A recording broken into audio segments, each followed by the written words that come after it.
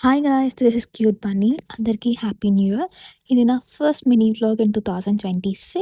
Actually ఇది shoot చేసింది first రోజే, బట్ అప్లోడ్ చేయడం లేట్ అయింది అంతే. మా హాస్టల్ పక్కనున్న శిల్పారామంకెళ్ళిపోయా. అలా అలా టైమ్ పాస్ చేద్దామని, ఏమన్నా షాపింగ్ చేద్దామని. బట్ శిల్పారామంలో అసలు స్టాల్సే లేవు. ఇంకా ప్లే ఏరియాకెళ్ళిపోయా. అట్‌లీస్ట్ ప్లే ఏరియాలో ఆడుకుందామని.